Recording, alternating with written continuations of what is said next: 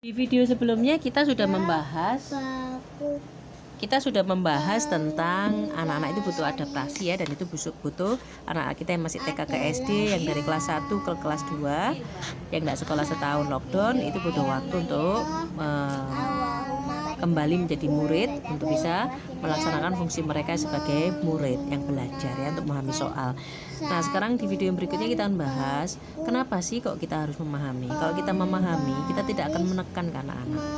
Anak-anak itu dari bayi perocot, dari begitu keluar dari rahim kita, yang mereka lihat itu adalah kita, ibu bapaknya. Mereka tidak kenal yang lain. So, mereka tambah besar, mereka hanya tahu orang tuanya lah yang mencintai mereka, yang bertanggung jawab pada mereka. Mereka pulang ke rumah kita, mereka makan di rumah kita, sehingga perasaan terikat itu pada orang tuanya sangat besar sekali.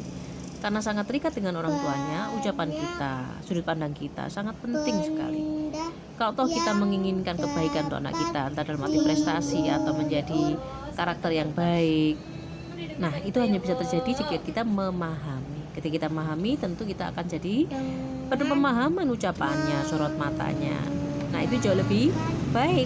Allah Al-Bar, Maha Baik, menyukai yang baik. Nah, dukungan dari orang tua yang berupa pemahaman itu akan membantu anak kita lebih cepat, lebih mudah menghadapi proses adaptasinya.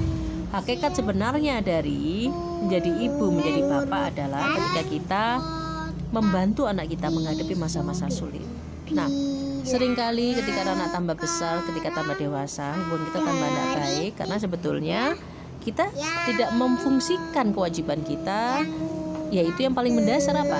Ada untuk anak-anak ketika mereka sulit.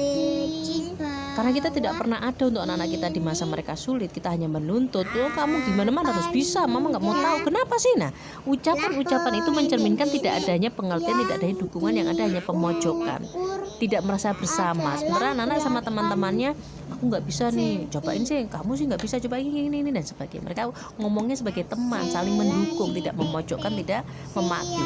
Kalau yang temannya memaki, tentu anak itu nggak akan mau berteman sama anaknya kan, sama teman yang seperti itu. Nah, kita seringkali orang tua akhirnya harus mengambil masa panen ketika anak remaja akibat dari pola asuh kita yang tidak ada untuk anak-anak ketika mereka sedang dalam keadaan kesulitan, yang adalah tuntutan. Jika benar kita mendukung, maka ucapan kita akan selaras, intonasi kita akan selaras dengan pemahaman kita.